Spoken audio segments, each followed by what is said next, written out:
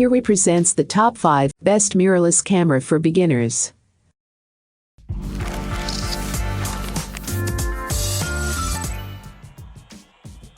Starting at number 5, Fujifilm X-T200. The X-T200 updates the X-T100 in a number of useful ways. 4K video recording has been greatly improved, offering 30-25-24 FPS video recording, and a microphone socket has been added to the side. A larger, improved grip has been added to the camera, and there's a new, larger, high-resolution 3.5-inch vari-angle touchscreen. Face and eye detection is included and gives good focus performance in most situations. In terms of value for money, the X-T200 offers a lot. However, alternatives from other companies, such as Sony, Olympus, Panasonic, offer a wider range of lens choices, particularly if you're looking for budget options, and this is something to factor in when looking at the overall cost, if you do go for this camera. The majority of lenses available from Fujifilm are not budget options. However, the new XE35mm f2.0 is one lens to look at. You could also look at the X-T30, a higher spec camera in many ways, currently available for less than the X-T200. For wildlife or high-speed sports photography, you will be better served by other Fujifilm X series cameras, such as the X-T30 or X-T3 X-T4 with much faster continuous shooting speeds. But for everything else, the Fujifilm X-T200 makes a compelling all-round camera for general photography. For video, the X-T200 delivers good-looking 4K video footage, and the screen is definitely impressive. For more information and price, check out the product links in description. At number 4, Olympus PEN EPL10. Taken on its own merits, the Olympus PEN EPL10 is, just like its predecessors, a great camera for travelers, bloggers, and fashionistas. However, the problem is exactly that. The EPL10 is just like its predecessors. That makes it increasingly difficult to take the Olympus PEN EPL10 on its own merits, because those merits come with a 2020 price tag, and almost the exact same merits are available on the 2019 model, which comes with a 2019 price tag.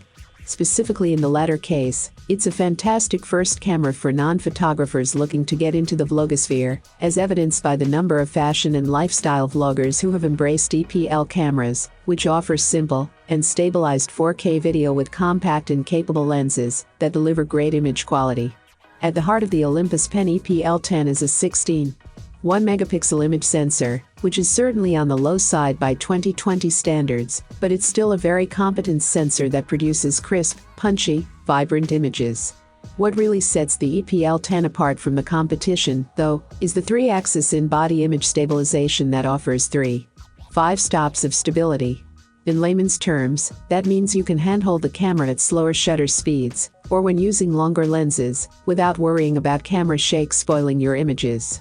Halfway of my listed number 3, Olympus OMD EM10 Mark III. Is the entry-level model in the OMD series. The Olympus OMD EM10 Mark III is a mirrorless camera that has to serve several audiences, one of which are those who don't know an f-stop from a truck stop. Olympus has refined the interface to make the newest EM10 easier to use, and offers some improvements for advanced amateurs, enthusiasts, and even pros looking for a lightweight, inexpensive camera. It does an acceptable job serving multiple audiences, but its sensor is dated, and its focus system lags behind competing models. You're better off with the Sony a6000, which delivers higher resolution images with less noise, and sports an autofocus system that runs circles around the Mark III. You can buy the camera as a body only for $649.99, the choice that photographers upgrading from an older Micro Four Thirds model are likely to make. But if you're new to the system, you can also buy it with the svelte Zuiko ED 14-42mm f3.5.5. 6S zoom for $799.99. That's not a bad deal, as the 14-42mm S sells for $300 on its own.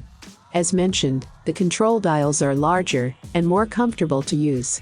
On the top plate you'll find the new shortcut button on the far left, next to the combined power switch and flash release. 3 dials sit to the right of the hot shoe and flash, the standard mode control, along with forward and rear control dials. Top buttons include the programmable FN2 and a record button for movies. For more information and price, check out the product links in description.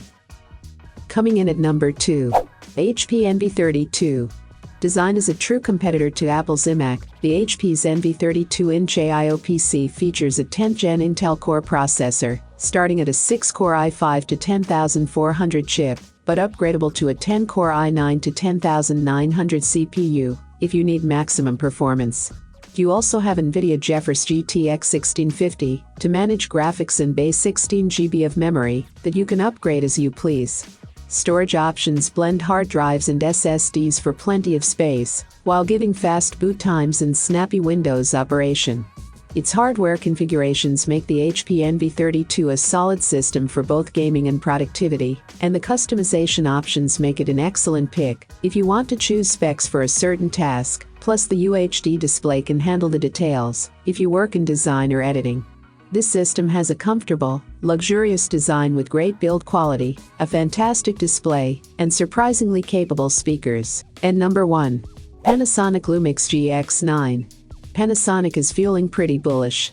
The total size of the interchangeable lens camera market might be down to 95% of last year's figures, but that includes declining DSLR sales. Panasonic says the market for mirrorless cameras has actually increased 135% on last year.